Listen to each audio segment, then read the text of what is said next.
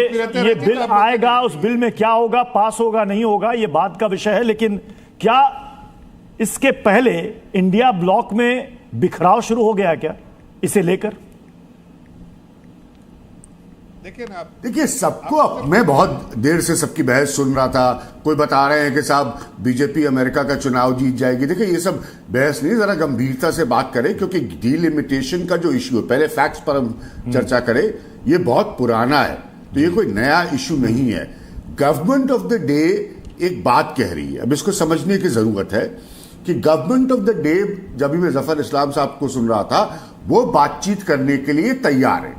ठीक है, आपने प्रत्युष एक बड़ा वैलिड सवाल पूछा 50% फॉर्मूला को लेकर।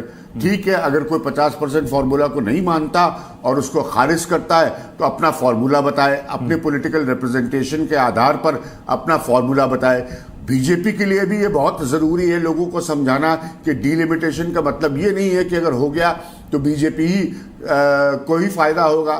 बीजेपी को भी एक्सप्लेन करना बहुत जरूरी है कि सबके इक्वल रिप्रेजेंटेशन के हिसाब से सबको फायदा होगा।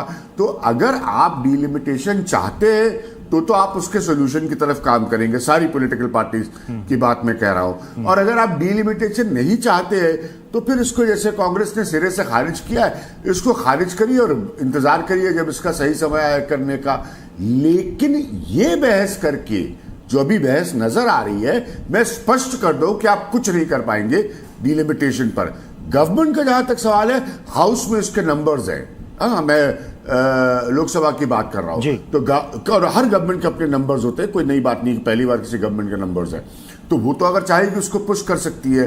तो पॉलिटिकल क्लास को यह तय करना होगा अपनी रिप्रेजेंटेशन को देखते हुए कि वो कहां पर और किस फॉर्मूले से डीलिमिटेशन को चाहती है। मैं कह रहा हूं कोई यूनिफॉर्म फॉर्मूला नहीं होना चाहिए, अलग अलग जगह के लिए अलग अलग आप फॉर्मूला इवॉल्व करके दीजिए। लेकिन बात तो तभी बन पाएगी जब बातचीत होगी, उसके बगैर नहीं। उसके लिए गवर्नमेंट को भी आगे आना बहुत जरूरी होगा।